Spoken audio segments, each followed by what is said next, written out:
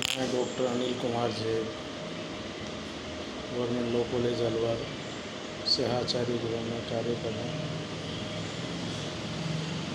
पूर्व की भांति अपन इंटरप्रिटेशन या निर्वचन के बारे में जो बात कर रहे थे और वो भी संविधान के निर्वचन के बारे में जो बात कर रहे थे, उसी बात को आगे बढ़ाते हुए आज अपन उसको देखते हैं। तो संविधान के जो निर्वचन की बात है, न्यायालय में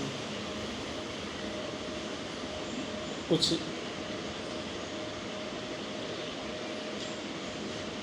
प्राय चर्चा की जाती है। आज जैसे पहला अपन देखेंगे, इसमें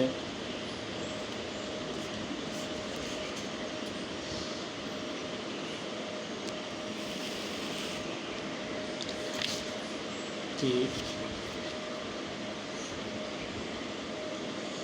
इम्प्लाइड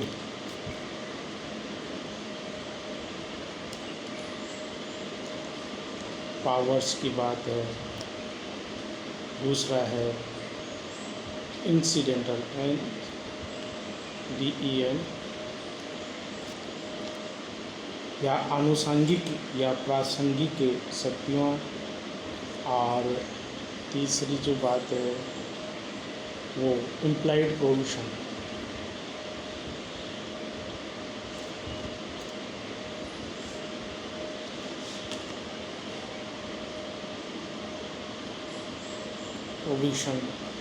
और फोर्थ पे हम देखें ऑक्यूपाइड फील्ड या दखल क्षेत्र।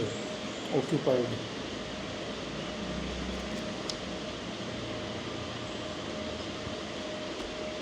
फील्ड। और फिफ्थ में जो है पिथ एंड सब्सटेंस, मतलब सार और मर्म का जो सिद्धांत है। Pith and substance. और सिक्स्थ पे अपन देखेंगे टॉलरेबल लेजिस्लेशन या आभासी विधान का सिद्धांत। टॉलरेबल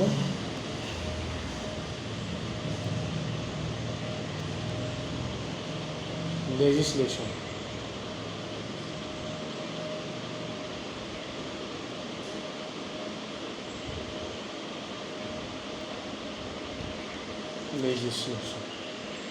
और सेवंथ की जो बात है वो टेरिटोरियल नेक्सस।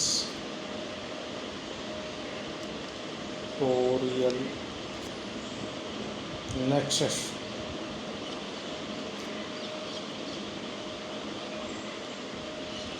या राज्य क्षेत्रीय संबंध का सिद्धांत।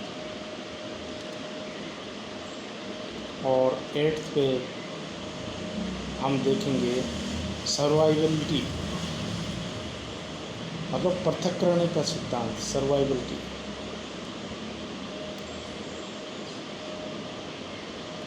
वेबिलिटी। और नाइन्थ में हम देखेंगे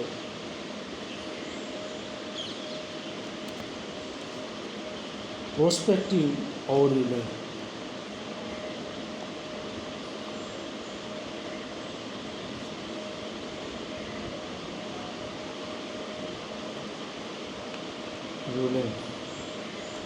और लास्ट में हम देखेंगे इक्लिप्स या ग्रहण का सिद्धांत।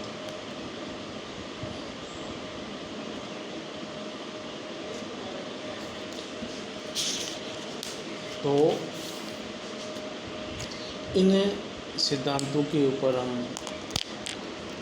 डिटेल में स्टडी करेंगे। और ये जो सिद्धांत है उनमें पहला है इम्प्लाइड पावर्स। तो इम्प्लाइड पावर के तहत ये है कि विविक्त शक्तियों का सिद्धांत कहा गया है इसको। और संविधान में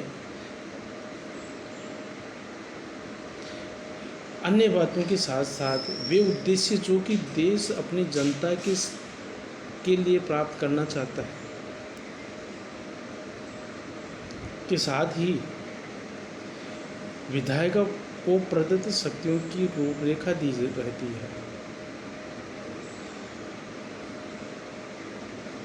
और दूसरे शब्दों में हम कहेंगे सांविधानिक शक्तियों का सामान्य शैली में अनुदत्त किया जाता है, जिससे कि आवश्यक रूप से विविध शक्तियों का उद्भव होता है। इसी प्रकार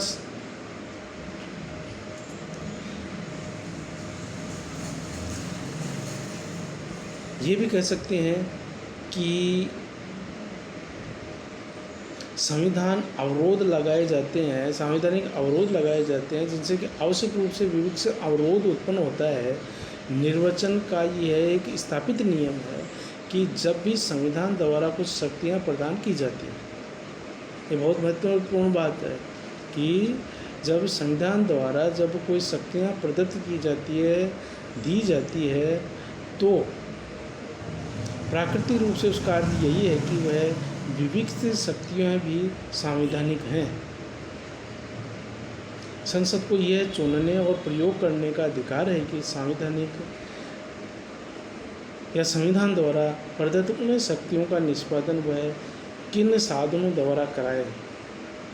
और इस बात को सबने स्वीकार किया है कि सभी सरकारों के पास सीमित शक्ति होती है और इस सीमा से परे कुछ भी नहीं किया जाना चाहिए। संविधान की परिधि में सरकार का एक वैध लक्ष्य होना आवश्यक है और इस लक्ष्य को प्राप्त करने के लिए उचित और आवश्यक साधन अपेक्षित हों। वे सभी संवैधानिक हैं और यदि वे संविधान की परिधि में हैं तो।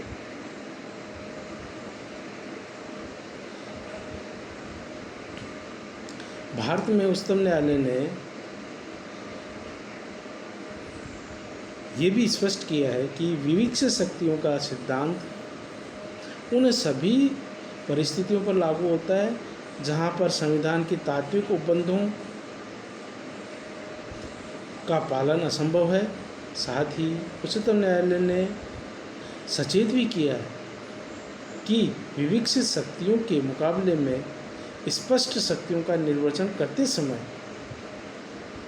क्या कहा है सुप्रीम कोर्ट ने कि विविध शक्तियों के मुकाबले में स्पष्ट शक्तियों का निर्वचन करते समय न्यायालयों को यह ध्यान रखना चाहिए कि आवश्यकता है कि इससे किसी स्पष्ट और निश्चित अर्थ का अनावश्यक रूप से विस्तृत निर्वचन कर उसे बिगाड़ नहीं दिया जाए। तो इसका मतलब क्या हुआ कि जो स्पष्ट शक्तियों का निर्वचन करे यदि न्यायपालिका, तो बहुत सावधानी से इसकी आवश्यकता है कि उसका रूप है वो बना रहना चाहिए। ऐसा इम्प्लाइड पावर्स के तहत हमने देखा है।